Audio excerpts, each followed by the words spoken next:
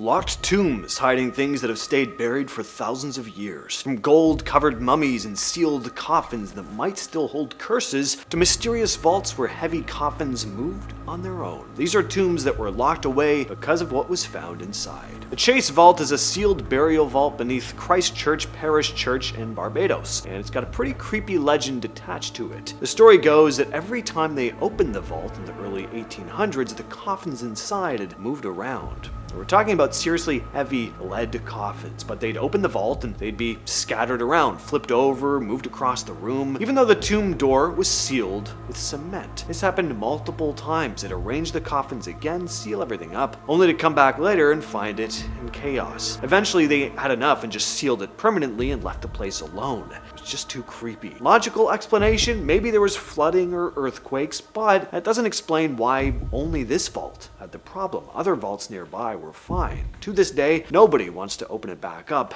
and find out. Next up, we've got a tomb at Saqqara that belonged to a guy named Khachapis. Now, Saqqara is this massive burial ground in Egypt, and they're constantly finding new stuff there. But this one's special because it was sealed with mortar, exactly the way the ancient builders left it. Nobody had gotten inside for something like 4,300 years. When they finally opened it up, though, they found a huge sarcophagus, and inside was a mummy covered in gold. Looking at it, you'd think Khachapis was royalty, but he wasn't. We know that based on hieroglyphics nearby, but they clearly thought he was important enough to cover him in gold and seal him away. The mystery is why? What did this guy do? Who was he connected to? You don't just give anyone an elaborate burial like this and throw gold on them. Maybe they were protecting something inside or keeping something inside from getting out. Next, we head to the Al-Assasif necropolis in Luxor. 2019, archaeologists found 20 sealed coffins here, and even though they've been sealed up for thousands of years, they're all intact. They opened 2 of them at the time, and they were mummies, but the rest are still sealed, so we don't know exactly what's inside. It's probably more mummies, but there could also be grave goods, jewelry, scrolls.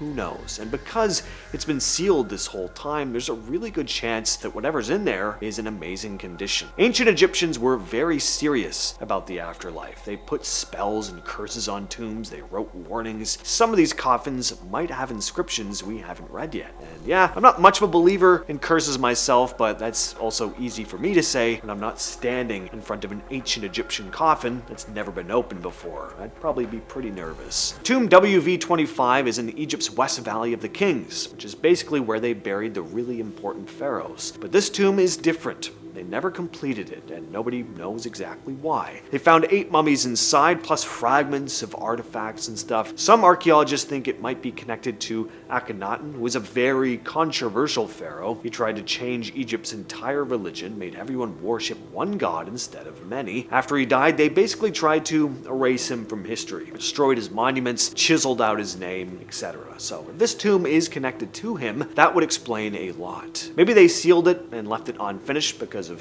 who was supposed to be buried there. The mystery is that we can't identify it clearly. 8 mummies is a lot. Who were these people? Why were they all buried together in an unfinished tomb, and why did they just abandon it? All we know is that something made them leave this place behind. Could the truth be something totally mundane? Maybe, but maybe not. The S10 Tomb at Abydos is massive, a huge royal tomb complex, and it probably belonged to Pharaoh Sebekotep IV. Abydos was one of the most sacred places in ancient Egypt, so getting buried there was a big deal. Fortunately, though, the tomb was heavily looted. Grave robbers took basically everything, but in recent years, researchers have learned that originally this place had a massive red quartzite sarcophagus. Red quartzite is this really hard, beautiful stone. You don't just use it for anyone, but somebody removed the sarcophagus at some point. What did this place originally look like, though? There's debate about whether it had a pyramid on top or a mastaba, which is more of a flat-roofed tomb building. Because it was looted so much, we'll never really know what treasures or secrets were buried with Sebekotep, but the scale of this place tells us something important was definitely there.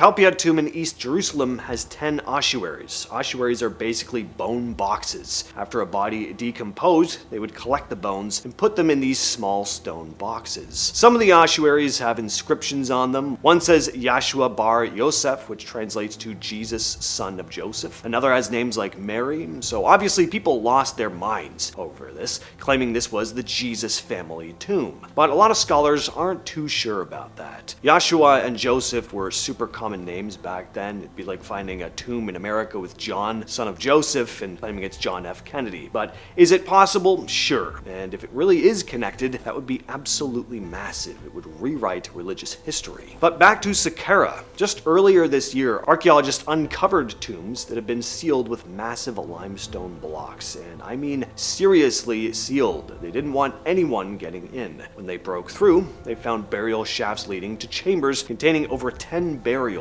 along with pottery, artifacts, all sorts of ancient items. And they're big. Archaeologists call them megatombs. The New Kingdom was Egypt's golden age. This is when they had the most power, the most wealth, the most expansion. So finding sealed tombs from that era is a huge deal. Limestone blocks aren't easy to move or break through. They wanted these tombs to stay closed. Whether that was to protect the dead inside or again to protect the living from something in there, we can't say for sure. Petra is one of the most iconic archaeological sites in the world. Everyone's seen the Treasury building carved into the red rock. It's been in movies, loads of documentaries. But in 2024, archaeologists announced they found a tomb right underneath it. The Nabateans carved this tomb. Inside, they found 12 skeletons and a ceramic container. Now, some people got excited and started calling it a holy grail type thing, but probably just a drinking jug. Still very cool though. The real mystery is who these 12 people were. 12 is a significant number in a lot of religions and cultures. Were they royals, religious figures? We can't say for sure. The fact they're buried right under one of the most iconic places in the world has to mean something though. The Nabateans usually didn't bury people like this either. Their burial practices were different, so that makes this pretty odd as well. The tomb of China's first emperor, Qin Shi Huang. This is the guy who unified China,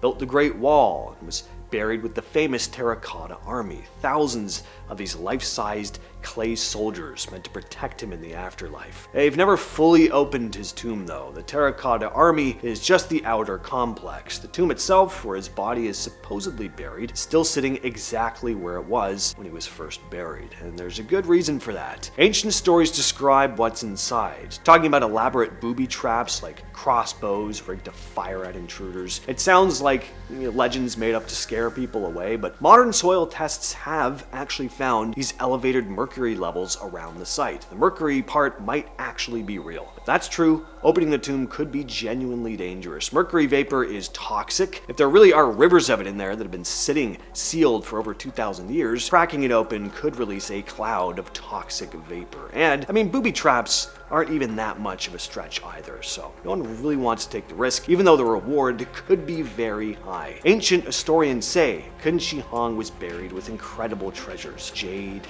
gold, precious stones, models of his palaces and his empire. Maybe even more warriors or servants were also buried down there with him. And who knows if there's stuff that could completely change our understanding of ancient China, could rewrite history books. But aside from the potential danger, it's probably best to wait until technology improves enough that they can get in there, properly excavate everything without destroying everything in the process. And finally, we've got these two tombs in Luxor, Egypt. They're called Camp 161 and 157. These aren't tombs for pharaohs though. They are private tombs from the 18th Dynasty, which means regular people got buried here. Well, not exactly regular people. These are probably wealthy officials or important families, but you get what I mean. These tombs stayed sealed for thousands of years. Recently, though, archaeologists decided to open them up, partly because they want to boost tourism in the area. Makes sense. Egypt's economy relies pretty heavily on people coming to see stuff like this, but we still don't really know who was buried in these tombs. They found inscriptions and some wall art, but they're still studying everything. What makes this creepy is that these weren't royal tombs. Kings and queens, we expect those to be locked up and protected, but private citizens, makes you wonder what these people did or who they were that their families sealed them away so carefully. Now, that's been the video for today, and I will catch you, yes, you specifically, in the next one.